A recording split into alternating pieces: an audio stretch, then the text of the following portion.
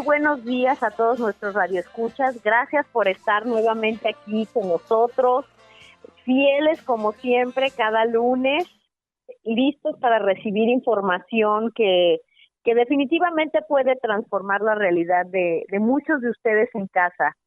Y ahora sí nos vamos a ir con nuestra invitada. Nuestra invitada es Crisanta Cruz, una mujer a la que he tenido oportunidad de conocer y conversar con ella en la Ciudad de México.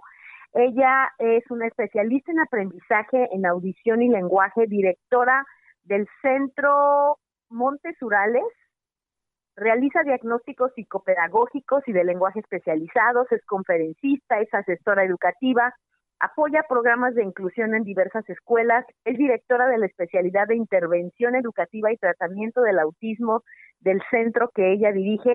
Sobre todo es una mujer con un conocimiento y un corazón muy grandes, es madre, es abuela y es una mujer con una calidad humana. ¿Qué les puedo yo decir? Que de verdad yo la admiro y respeto mucho su trabajo. Y el día de hoy tenemos con nosotros a Crisanta Cruz y nos va a hablar de qué cambios se deben hacer en la familia ante el diagnóstico de un chico o de un hijo con una discapacidad. Les voy a presentar a Crisanta y después les voy a hacer un comentario de algo muy hermoso que pasó con ella respecto al nombre del programa, Un Reencuentro con los Niños. Crisanta, bienvenida al programa, un honor tenerte con nosotros. Muchas gracias, Lola. Para mí es una gran oportunidad, sobre todo, ponerme en contacto con los padres de familia que tienen algún hijo o hija con algún tipo de discapacidad y sobre todo también compartirles que en mi familia también hubo un caso con discapacidad. Entonces, no les voy a hablar solamente desde el aspecto teórico de haber leído, sino cómo mis padres enfrentaron esta problemática de una discapacidad auditiva. Pues muchas gracias nuevamente. Qué bueno que nos mencionas esto, Crisanta, porque a la larga una de las primeras preguntas que te iba a hacer era esa, ¿no? ¿Cómo llegas hasta aquí? Pero quiero comentarle al público que hablando con Crisanta antes de comenzar el programa, ella me estaba mencionando una pequeña reflexión que hizo respecto al nombre del programa, que es Un Reencuentro con los Niños, y en este caso ella hizo una reflexión enfocada en el tema que ella nos va a hablar el día de hoy. Yo sí le quiero pedir a Crisanta que comparta con nuestro público esa reflexión que hiciste sobre un reencuentro con los niños en asociación al tema que tú nos vas a hablar. Con muchísimo gusto. Mira, el reencontrarse es el haber perdido un contacto inicial.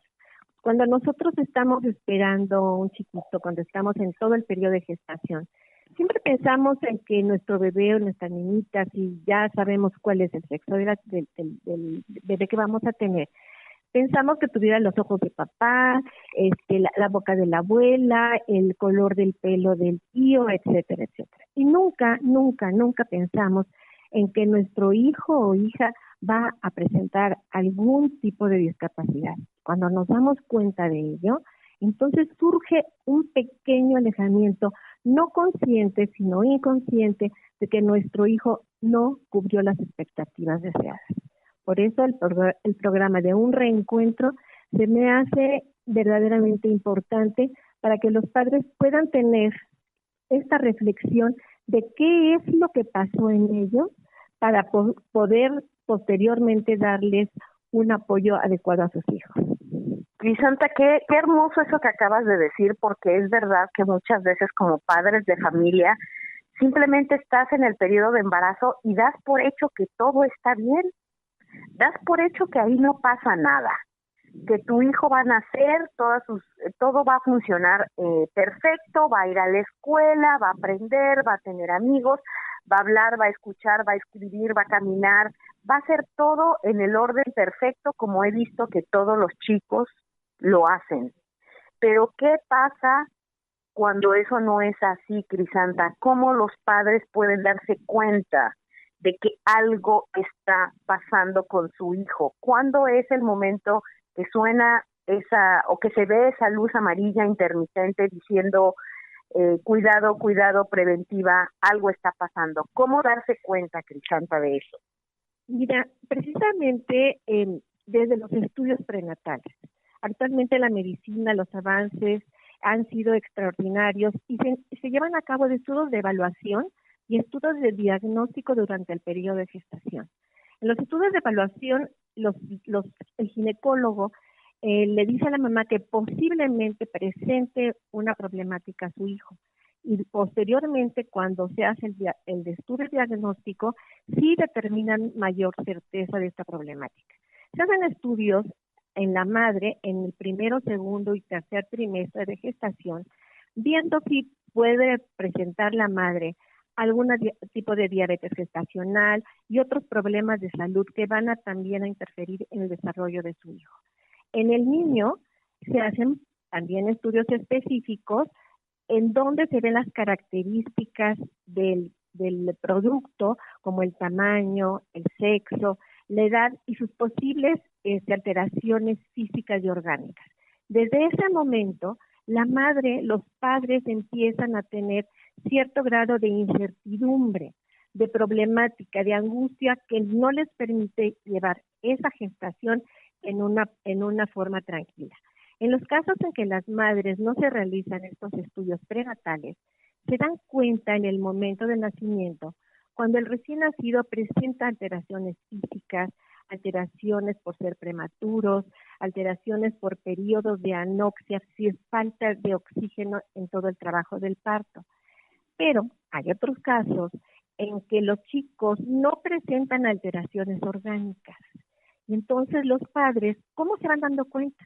Pues en la convivencia social con sus amigos que tienen hijos de la misma edad, y al comparar a su hijo con los pares, con los otros hijitos, se van dando cuenta de que algo está ocurriendo, que algo no va mal, que el niño no sostiene su cabeza a los 3 meses de edad, que no se sienta a los 6 meses, que no camina al año 2 meses, que no sonríe, que no habla, que no responde cuando lo llaman y que no le interesa interactuar con ellos. Y otros casos todavía más, cuando se dan cuenta que aprendieron las cosas y las van perdiendo. Ahora, Crisanta, perdón, Crisanta, que te interrumpa, pero ahorita que nos estás mencionando todas estas características, digamos, cuando son bebés, creo que es muy importante mencionar, si las madres y los padres de familia no conocen cuáles son las expectativas que deben de haber durante el periodo de desarrollo, sobre todo en los primeros meses de edad. Entonces, es muy difícil darse cuenta de esto, muy difícil si no existe información al respecto, si los padres desconocen cuáles son aquellas, ¿qué será? Milestones, aquellos logros. Exacto, que ya deberían de estar dominando los bebés. Entonces, es muy importante que los padres de familia conozcan cuáles son las características que en cada mes de vida estos chicos deberían de estar desarrollando. De otra manera, ¿cómo poder darse cuenta? Sí, mira, principalmente tenemos un gran apoyo, que debería de ser un gran apoyo, el caso de las visitas mensuales al pediatra. Pero antes de esto, las madres dicen, no, es flojito. Yo también empecé a hablar mal, su papá también tenía retardos de atención y concentración, era hiperactivo, entonces siempre estamos buscando algún pretexto para no creer que le está pasando algo a nuestros hijos. Pero cuando acuden al pediatra buscando exactamente esa evaluación, muchas veces, con mucha pena, el pediatra también les llegan a comentar, es que lo tienen muy consentido, es flojito, dele tiempo, usted lo tiene muy sobreprotegido.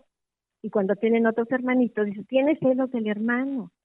Y en algunas ocasiones, en el núcleo familiar, están pasando por problemas, pues, de divorcios, de separaciones, y entonces el pediatra les dice, es un problema emocional. Y pasa el tiempo, esos tiempos maravillosos, en donde la estimulación temprana debe de estar presente. Pero cuando las cosas siguen marchando inadecuadamente porque el desarrollo del niño no es normal, acuden entonces así a otros profesionales, como por ejemplo los audiólogos porque el niño no responde, el neurólogo porque no pone atención, a terapistas de neurodesarrollo, terapistas sensoriales, del lenguaje, etcétera, buscando exactamente un diagnóstico. pero en muchas ocasiones acuden a tantos especialistas que la información algunas veces es muy contradictoria, causándole mucho estrés y confusión. Los padres siempre buscan un diagnóstico, siempre buscan un nombre para clasificar a su hijo, para ponerle una etiqueta. Y entonces algunos especialistas empiezan a aplicar cierto tipo de cuestionarios, de pruebas específicas, pero si me querías comentar algo. Sí, sí, mira, sí, Crisanta, hay una pregunta que yo te quiero hacer porque tú mencionaste esta intervención temprana. Y yo sí quiero aclarar, porque no sabemos si todos los que nos escuchan saben a qué te estás refiriendo. ¿Qué es esto de intervención temprana y qué periodo de vida abarca la intervención temprana y por qué es tan crítica la intervención temprana?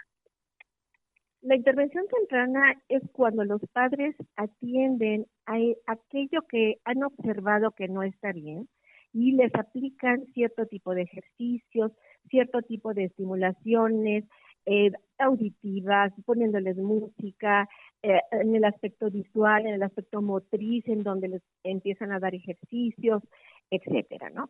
Pero esto sí hay que tener muchísimo cuidado, porque hay algunos chiquitos, específicamente me puedo indicar a algunos chicos que tienen problemas físicos, como podría ser un problema cardíaco, en donde si no se dirige con todo cuidado esa estimulación temprana es muy peligroso.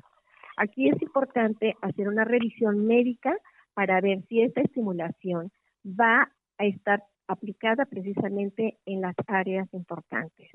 La estimulación temprana podría ser desde los primeros meses de vida hasta los 5 años, en donde todo este proceso de desarrollo neurológico, en el aspecto emocional, el desarrollo lingüístico, está evolucionando y los chicos tienen toda la posibilidad de tener aprendizajes significativos.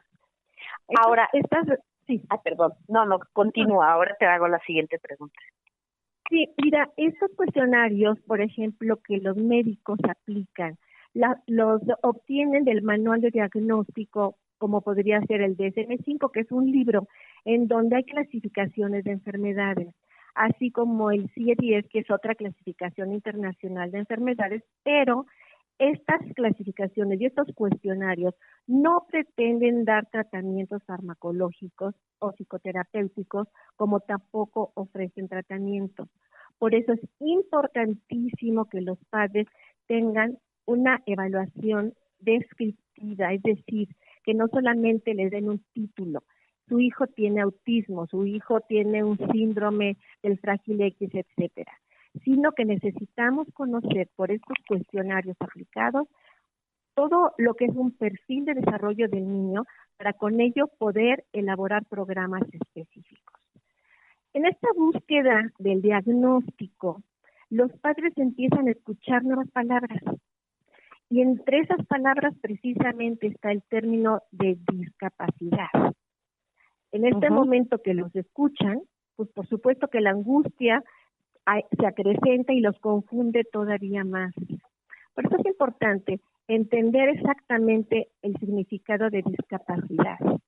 La discapacidad es la falta de habilidad en algunas áreas específicas, como por ejemplo podría ser la discapacidad auditiva, la discapacidad sensorial, en donde los chiquitos tienen muchos problemas de percibir o están exageradamente alteradas las situaciones táctiles, tienen problemas de discapacidad motora, no coordinan bien, discapacidades conductuales, los niños tienen berrinches, los niños se angustian, los niños no pueden regular su conducta, y así nos encontramos a muchos padres cuando vamos caminando por la calle, cuando vamos al súper, en donde vemos a una madre que está tratando de controlar a su hijo y decimos, qué mal educado lo tiene, qué mal educado. Y entonces la madre todavía se angustia más porque el chiquito no es funcional.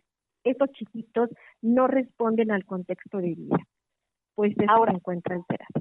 Ahora, déjame te pregunto algo, porque entre todos estos puntos que mencionas sobre lo que determinaría una discapacidad, hablaste de la regulación de conducta. Porque la regulación de conducta, pienso yo como madre de un chico con autismo, es la que más comúnmente observamos el público en general allá afuera, en la calle, que son precisamente estas mamás de las que tú hablas, donde dices, qué maleducada esta madre, cómo es posible que no pueda controlar la conducta de su hijo. Explícanos un poquito, Crisanta, lo que significa regulación de conducta, qué conlleva, qué pueden estar exhibiendo los chicos, que en realidad es una discapacidad, pero que ante los ojos de los demás parece un berrinche, parece una mala crianza. Sí, mira, la discapacidad es el problema que tienen los niños, las niñas, los adultos inclusive, en poder contener sus impulsos. Vamos a suponer, en una fiesta infantil, y muchas veces lo vemos en algunas ocasiones, en donde todos los niños están cantando las mañanitas, van a partir la piñata, y de repente Pedrito, por decirle el nombre al niño, empieza a gritar, empieza a taparse los oídos, y la madre trata de controlarlo porque él no puede controlarse. Esto va más allá de sus fuerzas. Entonces, ¿qué es lo que tiene que hacer la mamá? Tiene que sacar al chiquito a un lugar un poco aislado, a donde no exista tanto ruido, para que sus sensaciones auditivas se puedan ir disminuyendo y entonces él pueda regular su conducta. Pero mientras tanto, todos los familiares, los parientes, los invitados a la fiesta dicen, es que qué mal educado tienen a este niño, ¿no? Exactamente. Entonces, y esto sucede en la calle. En la calle, cuando un niño va cruzando la calle, viene muchísimos coches, están tocando el claxon y el niño se tira al suelo. ¿Por qué? Porque esos sonidos que le llegan al niño, que recibe, que percibe, no están adecuadamente percibidos. Entonces lo alteran neurológicamente, su conducta se altera, le empieza a morder a la mamá, empieza a patear y nuevamente todo el contexto voltea a ver a esa madre y dice, este niño está mal educado. Obviamente ahora, que sí, dime. Perdón, ¿no? Sigue. Así es que esto en el aspecto emocional a la madre le va causando mucha angustia. ¿Y qué es lo que va haciendo la madre? Se aísla. Es como el niño. No lo puede llevar al colegio porque el niño no ha controlado el esfínteres, porque el niño está mordiendo a sus compañeros, porque el niño cuando le llevan el lunch a la hora de recreo lo empieza a escupir. Todo este tipo de cosas son alteraciones sensoriales. Ahora, Crisanta, tú acabas de mencionar todos estos problemas. Ahorita hablaste de problemas sensoriales, pero nuevamente se exhiben allá afuera como si fueran problemas de conducta. Digamos que algunos de los grandes retos que los padres de familia atraviesan ante el diagnóstico podría ser esta parte en donde allá afuera soy percibida como una mala madre, mi hijo es percibido como un hijo desobediente. ¿Será esa parte del gran reto que tienen muchos padres de familia cuando reciben un diagnóstico, Crisanta? Sí, claro que sí. Y yo diría que es un reto que tenemos toda la sociedad, de estar informada que algunas características de los niños que aparentemente son berrinches, que son niños maleducados, que hablan exageradamente fuerte, sin pensar que a lo mejor tienen una alteración a nivel auditivo. Esta es una responsabilidad que tenemos toda la sociedad, estar sensibilizados para observar y poder ver si realmente es un problema de conducta de mala educación o si es un problema de una alteración, de una discapacidad de un chiquito. Todas estas cosas, por supuesto que le están sucediendo al niño, derrumban las expectativas que había construido los padres con este chiquito. Es una situación muy desgarradora cuando les dicen el diagnóstico. Y entonces aquí surgen las depresiones, los duelos, los conflictos entre lo deseado y la realidad. Tiene un gran impacto emocional. Se niegan a aceptar el diagnóstico y hay agresiones entre la pareja porque se empiezan a echar las culpas. si en la familia del padre o de la madre hay alguna persona con alguna característica igual. Pero en otras ocasiones también la agresión va hacia el hijo, porque el hijo o la hija que está teniendo este tipo de problemas los llevan a romper con los afectos y con la familia también. Pero esto cuando les dan el diagnóstico, es necesario que todos los padres necesitan un tiempo de aceptación, del análisis, de manejar su frustración, un tiempo de adaptar las características de su hijo a esta dinámica familiar. Ahora, Crisanta, déjame te pregunto algo. Sí, tú como experta y además como miembro de una familia en donde hay una persona con un diagnóstico, como una mujer que trabaja con muchos padres de familia, asesorándolos, guiándolos, escuchándolos, ¿cuándo tú puedes decir que un padre de familia ya aceptó el diagnóstico? ¿Qué pasa en el comportamiento de un padre que ya aceptó el diagnóstico, a diferencia de uno que no ha aceptado el diagnóstico? Les voy a hablar directamente del caso familiar. En mi familia hay una discapacidad auditiva de un origen genético. Tengo varios hermanos con problemas auditivos y entonces la familia debe de buscar a los profesionales especializados para que les den exactamente una explicación. Yo al inicio de nuestra plática les decía que hay palabras que no se entienden. De repente hablan alteraciones sensoriales, el niño no tiene una interacción conjunta, el niño no pone atención y dices, ¿de qué me están hablando? Entonces aquí lo importante para que un padre pueda aceptar el diagnóstico es entender para comprender y comprender para poder ayudar asertivamente, es decir, con toda seguridad. Cuando a los padres se les explica exactamente qué tipo de problema tiene su hijo, cuál es la mejor forma de atenderlos, cuál es el equilibrio que deben de tener en ellos, yo creo que esta es una de las características que yo les diría a los padres, buscar siempre la confianza en un profesional sobre todo especializado en lo que ellos están observando que no está bien. Cuando los padres comprenden y entienden las características individuales del diagnóstico de su hijo o hija, llegan precisamente a estos ajustes en la dinámica familiar. Ahora, les quiero decir, dependiendo del tipo de alteración que tienen los chiquitos, de la discapacidad que ellos presentan, se van a poner en juego una serie de dinámicas muy especiales en la familia, porque inicialmente también les explicaba que hay un aspecto de negación. Ellos dicen, no nos puede estar pasando esto. No aceptan el diagnóstico. Y cuando van con un profesional y les dice, no pasa nada, déjelo, es un periodo de madurez, entonces aceptan ese pronóstico. Aceptan ese pronóstico que está erróneo porque es la negación. A este periodo también se presentan características de enfado y enojo, pero no solamente entre la pareja, sino también con el profesional al que les dijo el diagnóstico específico de su hijo. También entre los padres surge el miedo ante una situación desconocida. ¿Cuál sería el pronóstico? ¿Qué posibilidades tendrá de ir a la escuela? ¿Mi familia me aceptará? ¿Mis amigos me rechazarán? Y nuevamente se vuelven a aislar. También en algunas ocasiones sienten la culpa, que es un sentimiento muy torturante. Muchas veces dicen, no, es que yo no me cuido en el embarazo, es que yo no debería de haber tenido no más hijos porque hay un antecedente familiar, me enfermé en el momento de la gestación y por eso mi hijo tiene estas problemáticas. Todo esto, por supuesto que confunde a los padres y vuelven a buscar información, vuelven a buscar mayores esperanzas para poder atender a su hijo correctamente.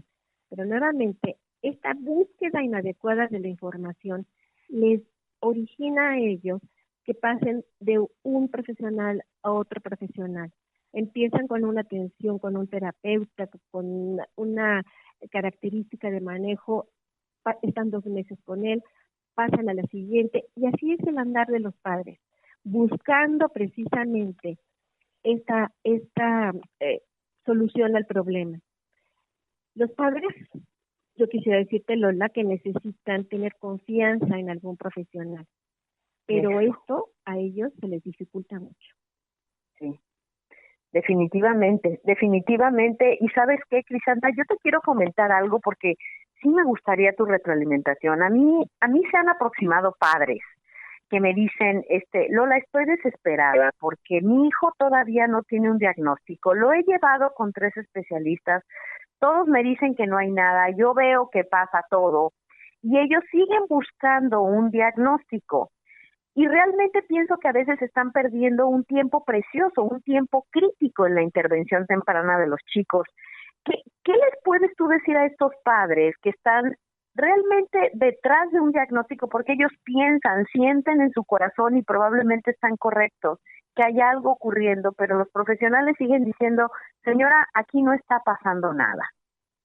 Entonces, ¿cómo distinguir? ¿Cómo un padre de familia puede saber quién está teniendo la razón? ¿Ellos en su intuición, el médico? ¿Quién está teniendo la razón?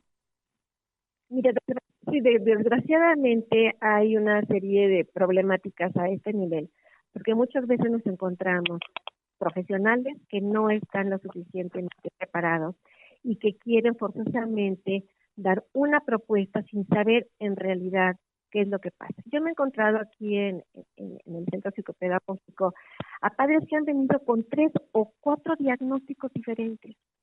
Yo creo que el profesional debe de ser lo suficientemente honesto para decir, este no es mi campo. Vaya usted con un especialista en los trastornos del espectro autista, o vaya usted con un audiólogo, o vaya usted con un neurólogo. Generalmente esto es muy difícil y los padres son los primeros, antes que el pediatra, de observar las características y las alteraciones en sus hijos. Yo te podría decir que lo que tienen que hacer los padres es acudir a un centro especializado. Y aquí, nuevamente, encontramos una problemática a nivel nacional. No hay los suficientes medios de atención para los chiquitos. Entonces, creo yo que los padres saben perfectamente cuál es el camino. Lo importante es que ellos deben de elegir aquello que les está dando buenos resultados. Ahora, en esta atención con las alteraciones de discapacidad, los aprendizajes son pequeños, los aprendizajes no son grandes. Tenemos que valorar esto. No debemos de despreciar que nuestro hijo ya aprendió a caminar sobre la arena. Queremos que nuestro hijo sea matemático y que sepa multiplicar, etcétera. Y estos pequeños avances, estos pequeños aprendizajes, mi hijo ya aprendió a aceptar el plátano porque esa textura no le gustaba. Esas cosas principalmente deben de sensibilizar a los padres para fijarse en esta atención temprana, en estos aprendizajes. La carencia de servicios públicos y precisamente las terapias particulares que son de altos costos también es otro de los problemas que a los cuales los padres se enfrentan. Entonces aquí debemos tener muchísimo cuidado. Y durante toda esta búsqueda de diagnósticos, de tratamientos, de expectativas mejores, se tiene que fortalecer el vínculo familiar. Las madres reaccionan más emocionalmente y los padres se preocupan por el futuro y el bienestar a largo plazo. Todo esto es en la dinámica familiar. Entonces, están confrontando continuamente situaciones problemáticas. Yo les diría a todas las familias, a los padres y a las madres, que deben de afrontar la situación con calma. Tener un periodo de asimilación de la problemática, no ser impulsivos en la decisión y en la toma de ciertas terapias alternativas, que busquen la realidad, porque muchas veces dicen que no puedo sacar un estudio específico y empiezan a ofrecerle a los chiquitos terapias alternativas que definitivamente no van a tener un buen resultado. Claro, claro, Crisanta, estás mencionando algo muy crítico.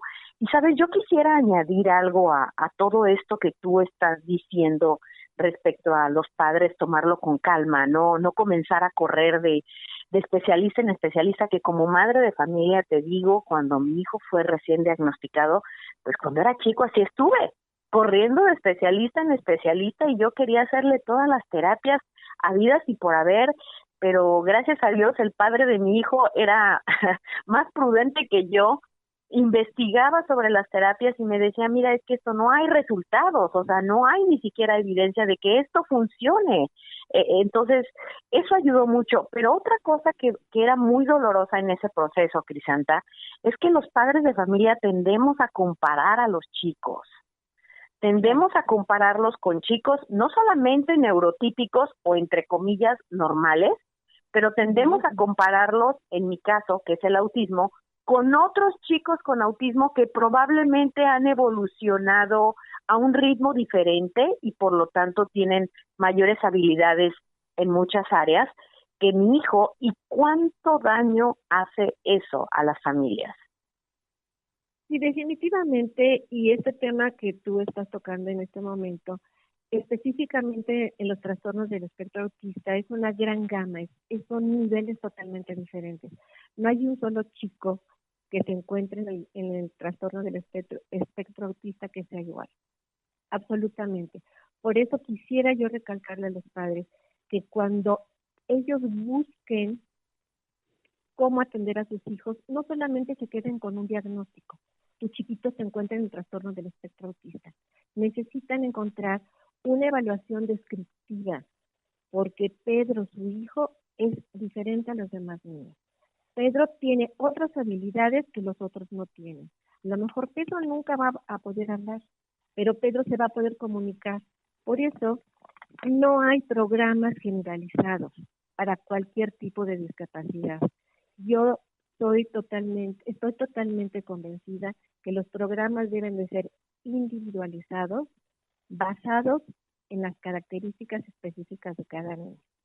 Y aquí que tocas el tema de los trastornos del espectro autista, también hay una confusión, porque a mí me han llegado los padres a decir, o es una condición o es un trastorno, porque entonces a ellos les conviene más un tema que otro. Si mundialmente se está manejando trastornos del espectro autista, hay una confusión en México que es la condición. Entonces aquí debemos de decirles con toda claridad, con palabras sencillas, que en qué consiste esta problemática y que los chicos pueden ir mejorando sus aspectos comunicativos. Yo les recomendaría necesariamente mantenerse informados, buscar información con los profesionales adecuados, comentar dudas y aclararlas con estos profesionales, investigar los temas en internet, en bibliotecas, en libros, en grupos de padres que tengan el mismo tipo de discapacidad. Y algunos padres necesitan también ellos apoyo profesional. Porque hemos hablado de los chiquitos, pero no hemos hablado de los padres. Y yo creo que en todos los casos lo necesitamos, de verdad, Crisanta, a cualquier nivel, un tipo de acompañamiento.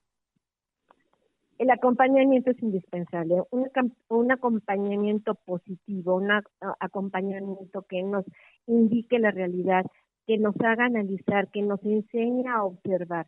Mira, la observación es básica en cualquier tipo de evaluación y de diagnóstico. Los padres deben de aprender a observar a sus hijos en qué situaciones se ponen mal, cuáles son los avances en sus aprendizajes, qué servicios especializados son específicos para ellos. Y cuando acuden a estos servicios especializados, yo les recomendaría organizar la información que ellos tienen, llevar una lista de preguntas, organizar la información, carpetas específicas o libritos o folders específicos con los logros de sus hijos, qué conductas han estado presentando. Todo esto es muy importante que se lleve cuando nosotros vamos a ver a los profesionales, porque estamos tan angustiados y tan exageradamente acelerados en nuestra toma de decisiones que llegamos ante el pediatra, ante el audiólogo, ante el neurólogo y se nos olvida lo que vamos a preguntar, ¿sí? Entonces yo sí les sugiero que vivan el día por día, que lleven un registro de las conductas de sus hijos y sus preguntas, que no se menosprecien, que muestren sus emociones. Los padres tienen todo el derecho a llorar, tienen todo el derecho a platicar, y en ese momento su actitud va a cambiar. El tiempo no todo lo cura, ¿eh? Deben de ellos enfrentarse con una actitud positiva y bien informada. Esto les dará calma y tendrán mejores propuestas para sus hijos. Definitivamente. Y acabas de decir algo, que el tiempo no todo lo cura. ¿Y por qué dices esto, Crisanta? Tanto dicen eso por ahí, por todos lados. ¿Por qué nos dices que el tiempo no todo lo cura? ¿Qué más hay que hacer además del tiempo? Mira, el tiempo no todo lo cura, porque nuestro niño chiquito, que tenía 2, 3, 4, 5 años, ya lo atendimos, el niño ya empezó a hablar, el niño ya empezó a caminar, ya le pusimos su auxiliar auditivo, el niño se está comunicando, pero este niño sigue creciendo. Y el crecimiento va en todas las áreas, en el área sexual, va a entrar a la adolescencia, va a entrar después a la madurez, y nosotros constantemente tenemos que estar observando, atendiendo, porque no, el tiempo no todo lo cura. Nosotros debemos de estar construyendo el manejo adecuado de nuestros hijos en cada etapa de su vida. Lo que antes era indispensable, ahora ya no lo es, porque empieza a tener cierto tipo de alteraciones sexuales, intereses sexuales, y mi hijo tiene discapacidad. Entonces yo no puedo parar esto. No. El desarrollo físico sigue, y la atención debe de seguir con él. Debemos ver para observar, entender y amar al hijo para posteriormente poderlo atenderlo adecuadamente. Claro. Yo creo que los padres no deben basar exclusivamente su atención en la discapacidad, deben de basarse en las habilidades que tiene su hijo o hija para con ello poder acceder a otras zonas características de los aprendizajes. ¿No crees así? Definitivamente, Crisanta. Y ahora, ¿sabes qué? Es que de verdad, ahorita que dices el tiempo no todo lo cura, fíjate, yo nunca había visto esa perspectiva, pero es verdad, con estos chicos, pues las cosas no terminan, ¿no? No hay un fin, no es que digas, es que cuando tenga un trabajo tiempo completo, cuando se vaya de casa, ya no será mi responsabilidad. Eso no sucede, pero aquí viene una parte crítica que yo quiero tocar contigo. Siendo una persona externa, una persona ajena al diagnóstico en el sentido de no soy el papá, no soy la mamá, no soy el hermano. Resulta que soy cualquier otro miembro de la familia, el tío, la abuela, el primo, la prima, la amiga, el amigo, el vecino. ¿Cómo puedo yo apoyar a estas familias? ¿Cuál es mi papel en ese diagnóstico? Porque también esas personas juegan un papel importante en el diagnóstico de estos chicos. ¿Cuál es ese papel, Crisanta? Mira, yo creo que todo va a estar basado en que los padres exactamente entiendan qué características tienen sus hijos y comunicar estas características, este diagnóstico a todas las personas de su familia, e inclusive al medio ambiente, al señor de la panadería, al señor del súper, al señor de la tiendita de la esquina. Si nosotros no ocultamos el diagnóstico, la característica de nuestro hijo, las demás personas no van a entender cómo poder actuar. Si yo no le digo a la abuela que cuando vaya a la casa de Pedro, a la casa de su abuela, y que por favor no le ponga el rayo fuerte, o que no prenda la licuadora, etcétera, porque se va a alterar, ella no lo va a entender y lo va a hacer, y entonces estos chiquitos van a presentar este tipo de problemas. Yo creo que hablar con claridad en nuestro contexto de vida y aclarando exactamente qué problemática tienen nuestros hijos, ellos nos van a poder ayudar. ¿Cómo van a saber ellos que el chiquito no puede ponerse un suéter de lana, aunque exista mucho frío. Tiene que tener otro tipo de abrigo porque lo altera sensorialmente. Yo creo que esta información al medio es importantísima. Y ellos van a contribuir. Definitivamente, y qué importante, fíjate lo que acabas de decir, incluso a la gente de la comunidad, como bien dices tú, ¿no? La persona del súper, la que siempre está ahí cuando pagas en la caja, la que está en la tienda.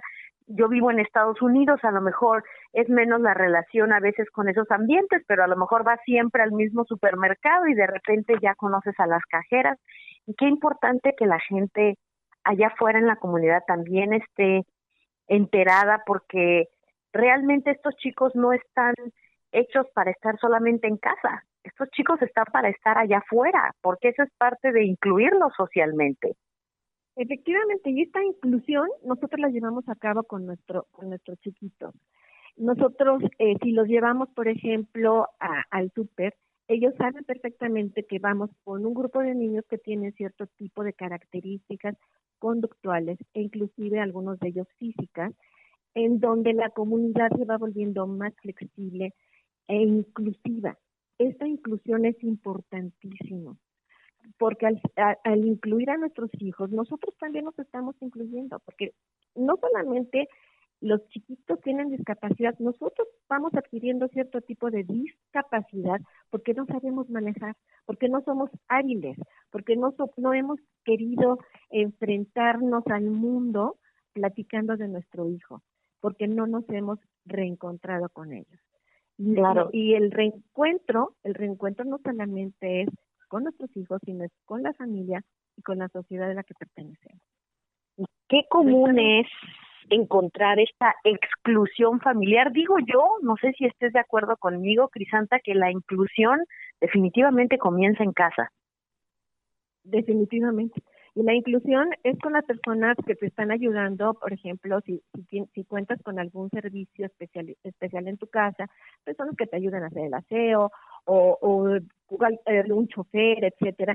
Ellos deben de saber exactamente qué características tienen tus hijos o tu hijo, tu hija, porque digo hijos porque en algunas ocasiones no solamente hay un solo niño con algún tipo de discapacidad, hay varios niños.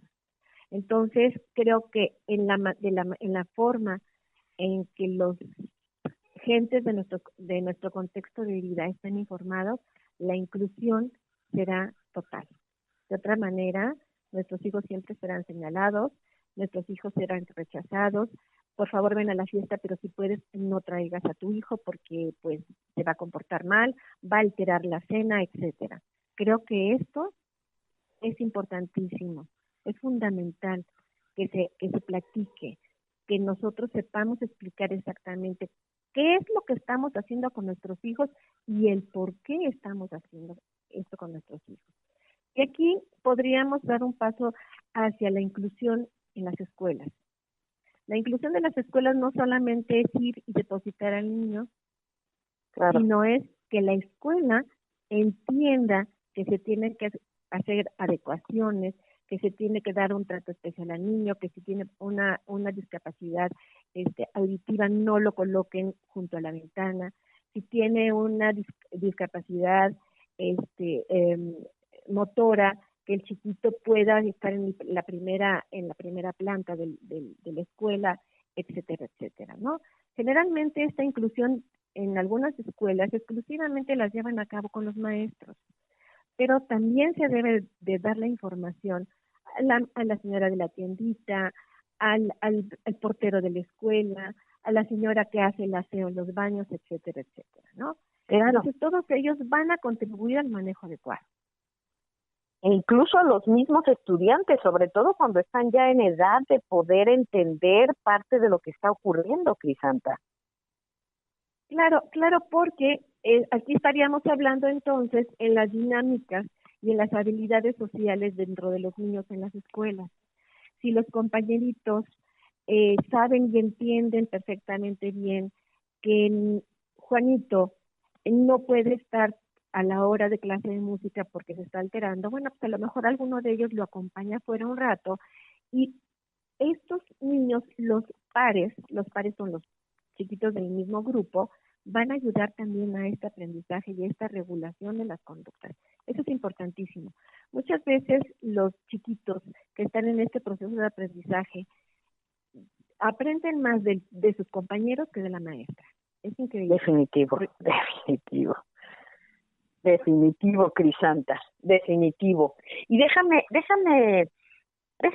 hacerte una pregunta, Crisanta, ya como para ir, nos quedan unos minutos todavía, así que todavía podemos conversar un poco, porque yo sé que ustedes como centro educativo también hacen esta transición, también ayudan a los chicos a hacer esta transición de un programa en donde hay intervención temprana intensiva, en donde hay una escolarización a nivel preescolar, y los ayudan a hacer la transición a la escuela tradicional, a la escuela regular. Hay muchas tendencias que critican, hablando de que estos niños no deberían de tener programas especializados, sino ir directamente incluidos a la escuela desde un principio, porque entonces no hay inclusión. ¿Qué nos puedes decir de eso? ¿De verdad tú piensas que todos los niños podrían entrar directamente a la inclusión en una escuela regular? Definitivamente no lo creo, sobre todo, principalmente en los chiquitos del trastorno del espectro autista. Hay niños que tienen problemáticas conductuales tan severas, que desde un inicio no pueden estar en una escuela regular. Necesitan pasar por un periodo de aprendizaje para regular su conducta de una manera positiva, para regular sus alteraciones de tipo sensorial, que en la escuela regular no se puede llevar a cabo. Estos chiquitos deben de empezar. Te voy a decir lo que nosotros hacemos. Primero, inicialmente, los niños que tienen este tipo de problemáticas, de alteraciones, que no han tenido este desarrollo de habilidades, para no solamente hablar de alteraciones, sino de habilidades, necesitan ellos aprender habilidades primarias para poder entrar a grupos en donde los salones tienen 15, tienen 20, tienen 30 niños. Cuando estos chiquitos todavía tienen muchas problemáticas auditivas, porque sus alteraciones sensoriales son tan grandes que no pueden estar regulando su conducta dentro del aula regular.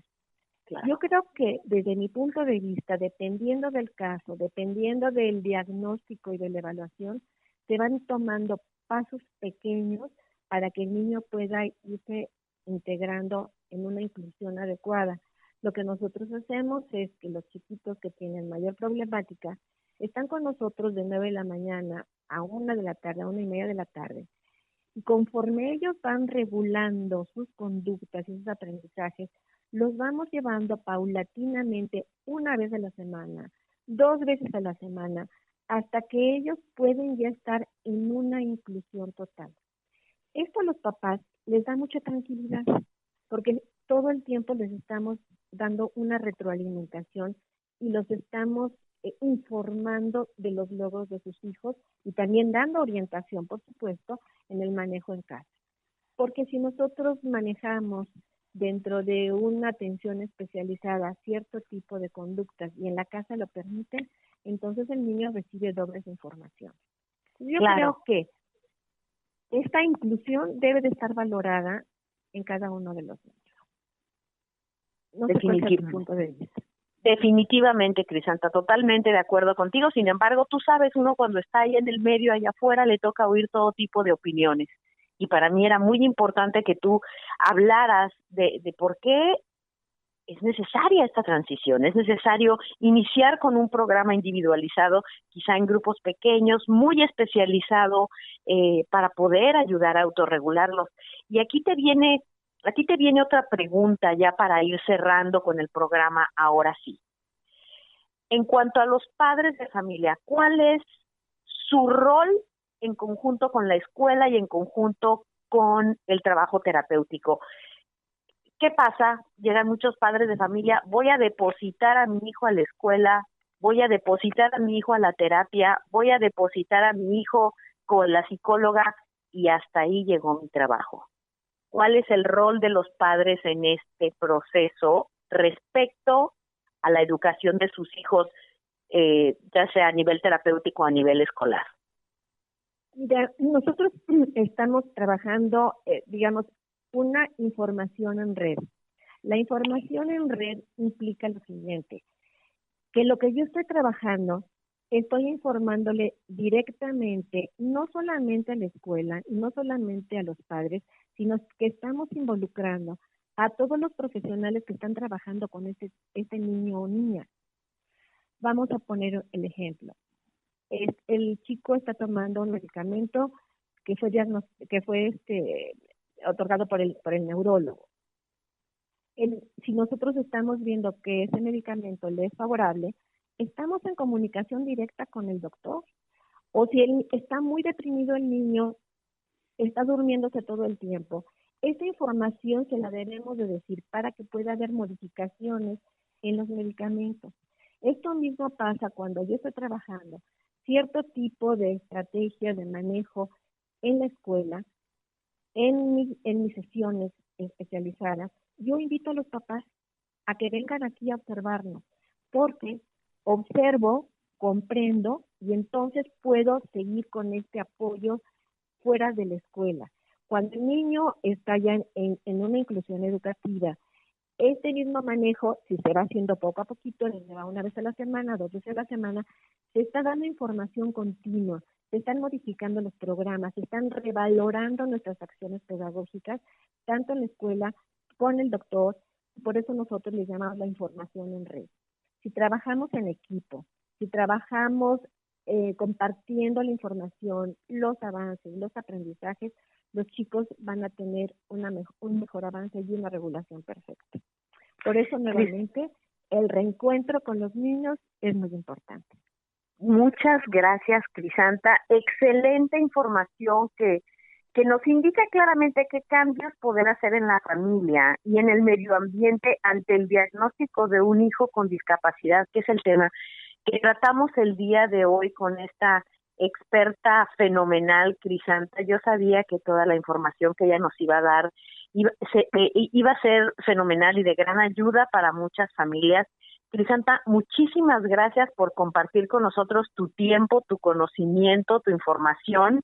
Agradezco en nombre de todos los radioescuchas que seguramente se beneficiarán de tu información, el que nos hubieras acompañado, y quizá en otro momento te volvemos a invitar, porque este tipo de expertos hay que tenerlos allá afuera gritando esto al mundo, porque hay muchas personas que necesitan esta información.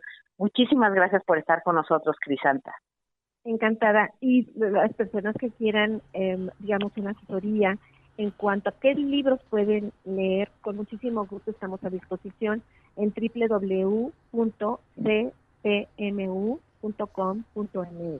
Muchísimas gracias, Crisanta, por compartir tu información. Gracias a todos nuestros radioescuchas por acompañarnos el día de hoy. Nos escuchamos la próxima semana en un reencuentro con los niños. Esta es Lola Hernández. No se lo pierdan, la próxima semana tendremos otro tema interesante que tratar con ustedes.